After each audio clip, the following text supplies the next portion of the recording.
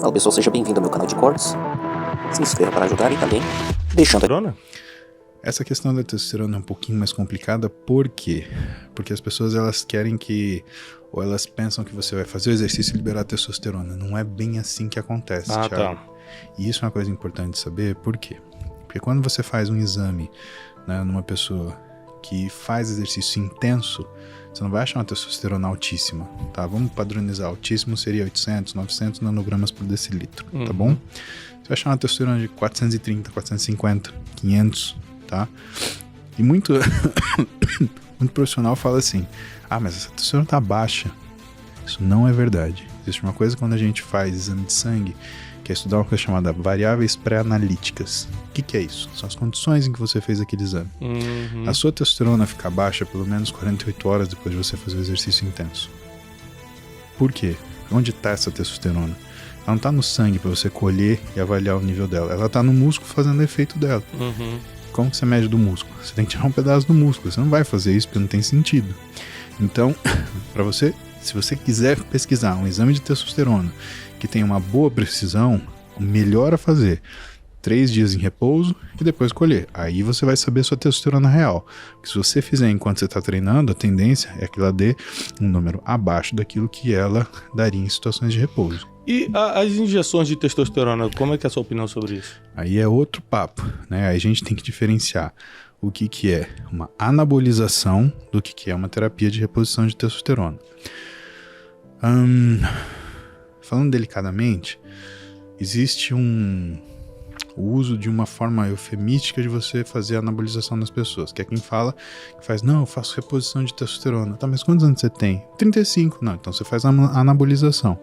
Reposição de testosterona acontece ou num paciente que tem uma coisa chamada hipogonadismo hipergonadotrófico, ou seja, quando falhou o testículo, não interessa o que aconteça, ele não é mais capaz de produzir testosterona, ou quando ele tem uma situação que por conta de trauma, de tumor, ele seja incapaz de produzir testosterona. Aí você faz uma terapia de reposição hormonal, uma terapia de reposição de testosterona.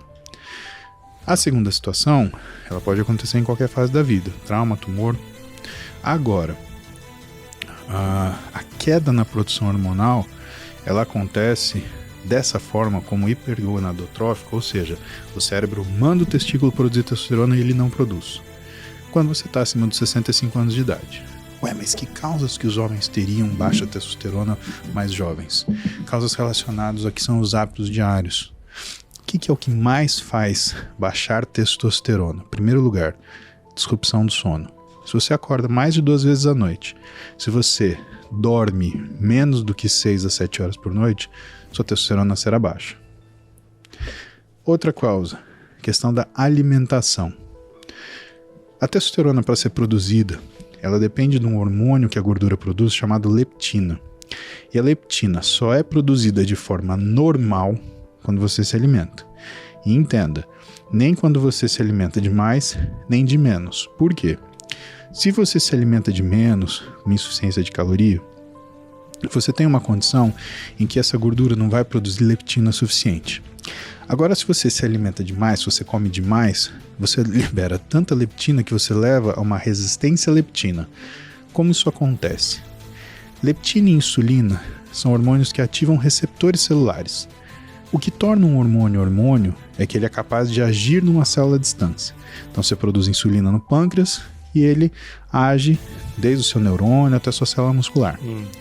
Só que quando você produz leptina ou insulina, e insulina principalmente, você produz uma molécula chamada SOX3. E essa molécula é para contrarregular altos efeitos da insulina. O nosso corpo, ele não funciona sem um mecanismo de safe proof, tá? Ele não funciona sem um mecanismo de como que a gente chama? De defesa, arma? Trava. Se trava. Ele sempre tem um mecanismo de trava. Então, quando a gente começa a liberar muita insulina, o corpo libera SOX3 junto. Por quê?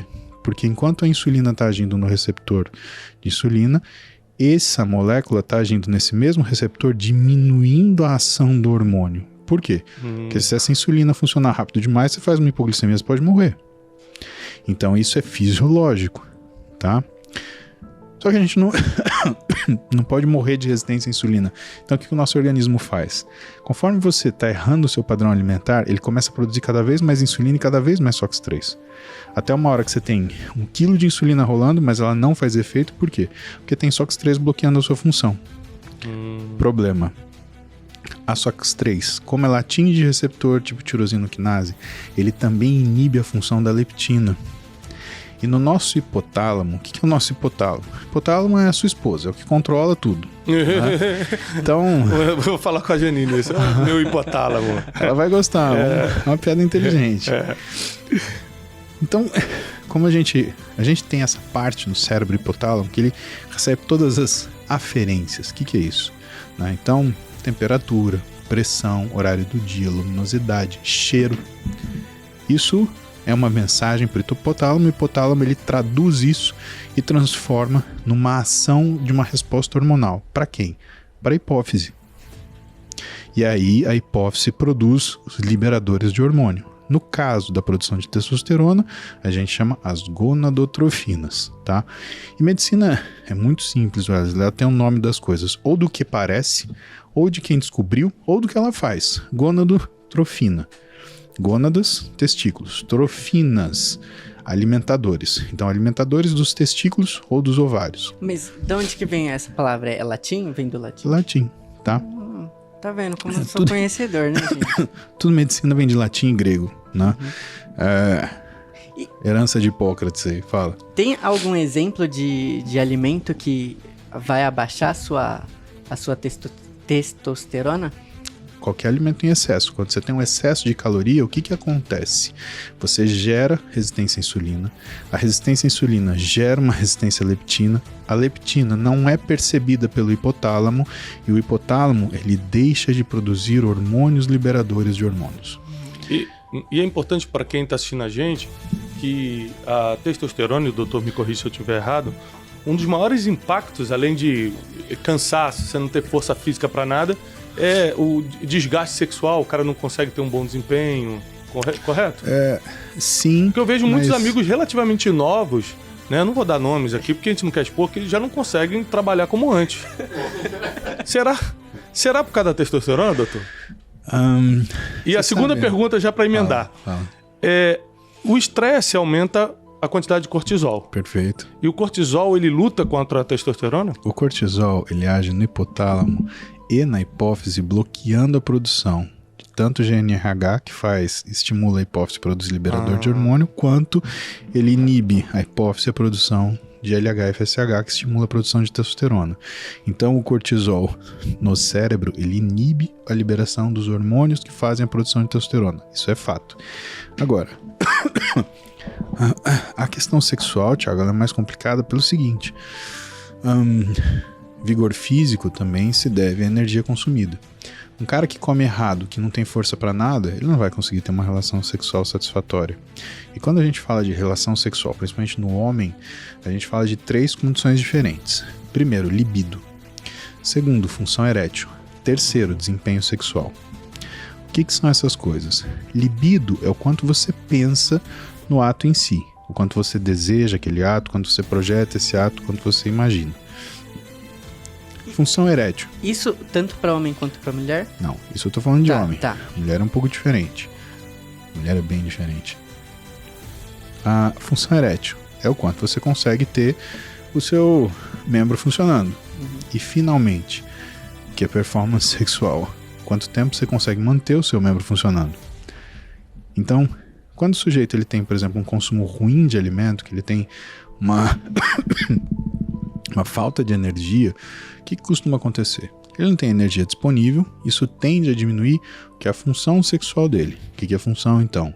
É a função erétil, a libido e a performance sexual. O que normalmente começa a perder? O que começa a perder é a libido e a performance sexual. Mas por uma relação muito difícil de você observar, por quê? Porque a performance sexual cai porque esse cara tá cansado. Se ele tá cansado para viver, ele tá cansado para aquilo que rima, né? E aí... Eu não entendi, gente. Eu sou casado aí. Começa com F e termina com UD. Então, assim... Que no nosso caso, o termo bíblico é coito. Isso. Ele fica cansado para coitar. Para coitar. Então, assim, essa situação, o que começa a acontecer? Isso gera ele uma sensação de apreensão. E aí o que acontece com o libido? O libido começa a apanhar. Ele começa a ter menos vontade. Por quê? Porque a experiência que ele tem não é uma experiência sexual satisfatória. E aí o que começa a acontecer? Isso começa a virar uma disfunção erétil. Isso daí é um mecanismo mais ou menos que acontece, uma coisa que a gente chama de disfunção erétil psicogênica, que atinge muitos homens, que é difícil de tratar. E que quem consegue sair dessa, pelo menos na minha experiência, são homens que têm parceiras fixas. Por exemplo, um homem casado. E claro, onde a parceira está disposta, né, a lidar com isso junto com o sujeito. Por quê? Ele começa a ter ansiedade, né? Então ele vai se preparar para ação e de repente, mão gelada, pé gelado e meu amigo, nada responde, né? Fica tímido e esquece. E aí, o que é o mecanismo? O que é o processo curativo? É uma pessoa que a mulher dele já conhece ele bem, já tá com ele faz tempo, então deita na cama, começa a conversar, papo vai, papo vem, de repente fica gostosinho, relaxa, pum, acontece. Então, parte do que você precisa fazer é criar condições para... Lembra, o ambiente é muito importante, né? O ser humano, ele é um ser emocional, né? O ser humano é o que tá daqui para cima, né? Não é o que tá daqui para baixo. Você imaginar, por exemplo, você vai dar um hormônio, você vai resolver isso. Todos os androgênios, né? Testosterona e seus derivados, eles são pró-ansiogênicos, né? Eles aumentam a ansiedade. Você imagina um cara que tá ansioso, você dá uma coisa que aumenta a ansiedade, como você acha que ele vai ficar? Então, uma das coisas ruins que acontecem é quando você quer tratar uma causa sem investigar ela devidamente. Você tratar uma deficiência de função sexual, né, com testosterona, sem você ter certeza que há um déficit, esse paciente, em vez de melhorar, piora. O que pode acontecer?